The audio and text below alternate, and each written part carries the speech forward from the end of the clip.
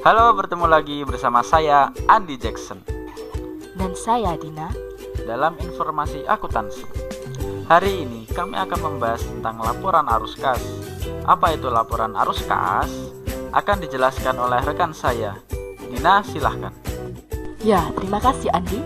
Laporan arus kas atau cash flow statement adalah suatu laporan keuangan yang berisikan pengaruh kas dari kegiatan operasi, kegiatan transaksi investasi, dan kegiatan transaksi pembiayaan atau pendanaan, serta kenaikan atau penurunan bersih dalam kas suatu perusahaan selama satu periode.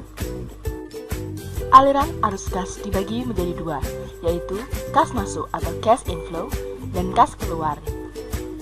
Yang pertama adalah cash inflow atau kas masuk. Cash inflow adalah arus kas yang terjadi dari kegiatan transaksi yang melahirkan keuntungan kas atau penerimaan kas.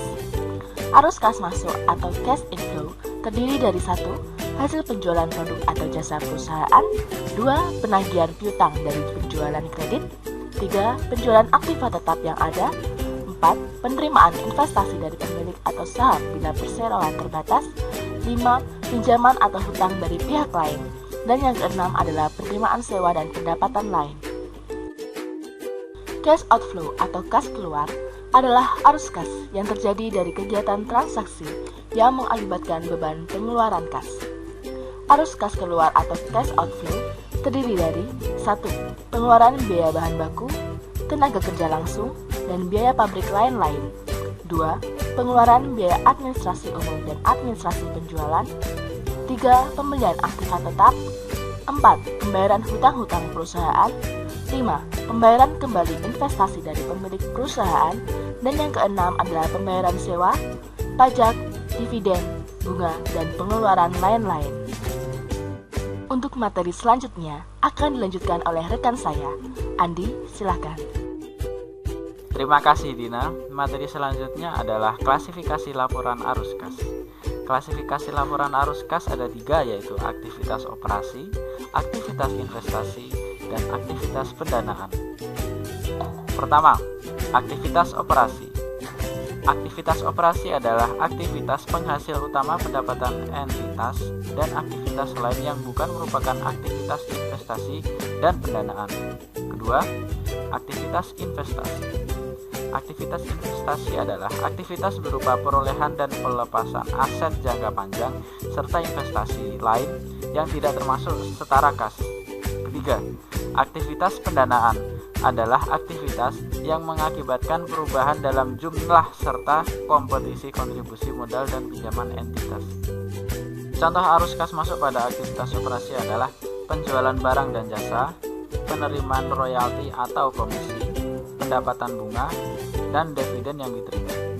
Arus kas keluar pada aktivitas operasi ialah pembayaran pemasok, pegawai, pajak, dan bunga pinjaman. Contoh arus kas masuk pada aktivitas investasi adalah penjualan aset tetap, penjualan aset berwujud, penjualan saham atau instrumen uang entitas lain, dan penerimaan dari pembayaran pinjaman yang diberikan kepada entitas lain. Contoh arus kas keluar pada aktivitas investasi ialah pembelian aset tetap, pembelian aset tidak berwujud, pembelian investasi saham atau instrumen uang entitas lain, dan pengeluaran untuk pemberian pinjaman kepada entitas lain. Contoh arus kas masuk pada aktivitas pendanaan adalah menerbitkan saham dan menerbitkan instrumen utang. Kemudian, contoh arus kas keluar pada aktivitas pendanaan ialah membeli kembali saham, membayar utang atau pinjaman, dan membayar dividen kepada. Nah, tadi kami menjelaskan tentang apa itu laporan arus kas, aliran arus kas, dan klasifikasinya. Sekarang kami akan menjelaskan tentang bentuk penyajian dalam membuat laporan arus kas. Ya, jadi terdapat 2 bentuk penyajian dalam membuat laporan arus kas. Yang pertama adalah metode direct atau langsung, dan yang kedua adalah metode indirect atau tidak langsung. Perbedaan antara kedua metode terletak pada penyajian arus kas berasal dari kegiatan operasi. Dengan metode langsung, arus kas dari kegiatan operasional diperinci menjadi arus kas masuk dan arus kas keluar. Arus kas masuk dan keluar diperinci lebih lanjut dalam beberapa jenis penerimaan atau pengeluaran kas.